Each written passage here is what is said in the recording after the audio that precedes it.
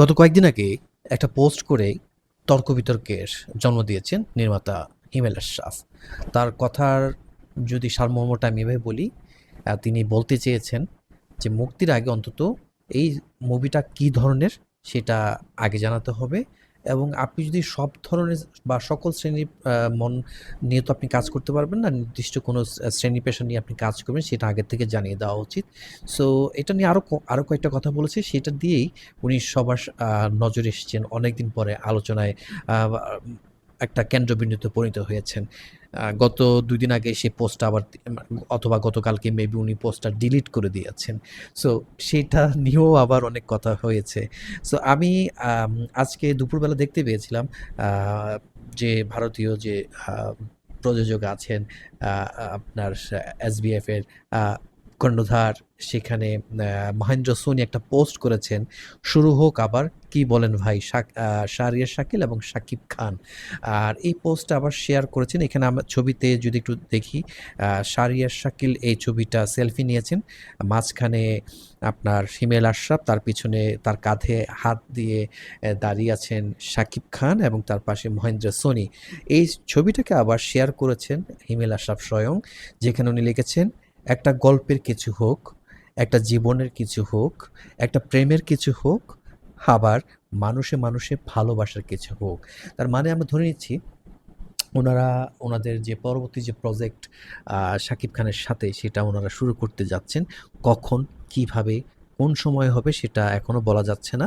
আ একটা কথা আছে না, মানুষকে একটু জানান দেওয়া, আগে থেকে একটু চর্চায় থাকা, সেই জিনিসটা হয়তোবা তারা নিয়ে এসছেন বা আনতে চাইছেন।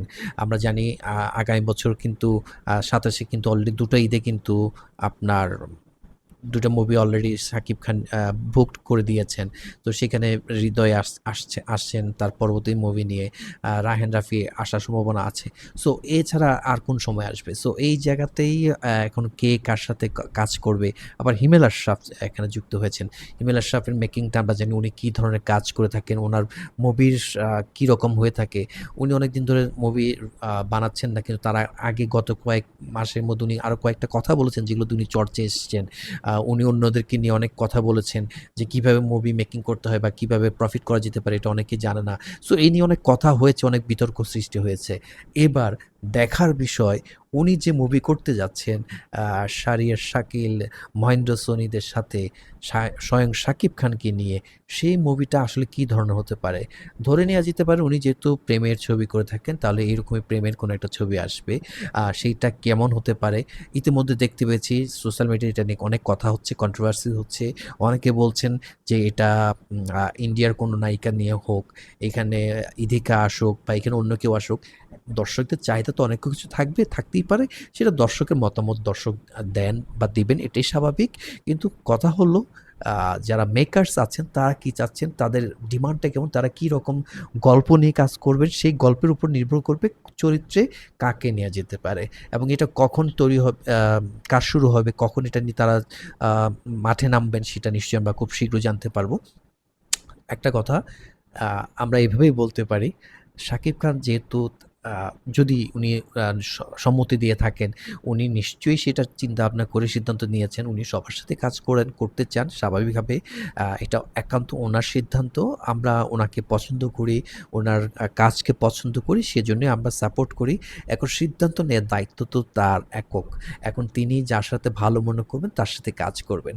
তবে কথা হলো একটাই, দিন শেষে ওনাকে একটু চিন্তা করতে হবে, যখন কেউ তার সহযোগিতা পান না বা তার সময় পান না, তার বিরুদ্ধে কত রকম কথা বলে থাকেন, এবং যখন সময় পেয়ে থাকেন তখন তার সাথে কী রকম আচরণ করে থাকেন, এই জিনিসগুলো নিশ্চয়ই উনি জানেন, বুঝেন।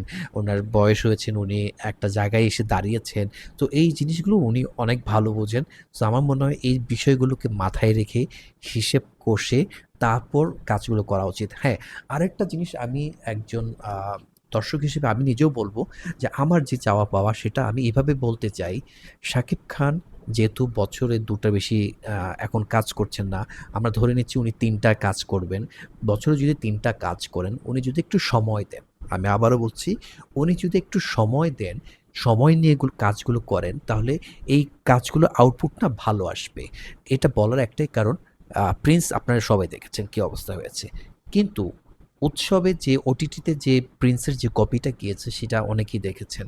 তো সেটার সাথে যদি হলের যে এটা ছিল কম্পেয়ার করেন তাহলে বুঝতে পারবেন ডিফারেন্সটা কোথায়।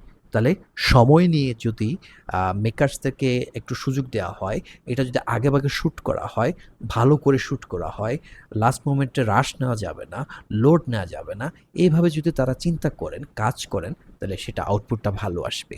তাহলে ওনাকে বা ওনার বিরুদ্ধে যারা কথা বলছেন তারা নিশ্চয়ই এগুলো বলতে পারবেন না, বলার সুযোগ পাবেন না। তাহলে সবার জন্যই ভালো হবে। সো দিন শেষে শাকিব খানের আ ভালো হোক, চলচ্চিত্র অঙ্গনের মঙ্গল হোক, চলচ্চিত্র অঙ্গনে যারা সংশ্লিষ্ট আছেন সবার জন্যই ভালো হোক। সবাই ব্যবসা করুক, সবাই সুস্থ বিনোদনের যাত্রা যেটা চলছে সেখানে কাজ করুক। তবে আবারও বলছি, একদম যে খুব বেশি আ কপি করা এই জায়গা থেকে একটু আ আমার মনে হয় একটু চলে আসা উচিত। নতুন কতু নতুন অনেক কিছু করা যেতে পারে। তবে সেটা কারো ইন্সপিরেশন ওইভাবে নেওয়াটা উচিত না যেটা নিয়ে কন্ট্রোভার্সি তৈরি হয়। আপনাদের মতামতটা অবশ্যই জানাবেন। আপনাদের চিন্তাভাবনা কেমন? পরবর্তী ভিডিও দেখার আমন্ত্রণ রইলো। ততক্ষণ সবাই ভালো থাকবেন। আল্লাহ হাফেজ।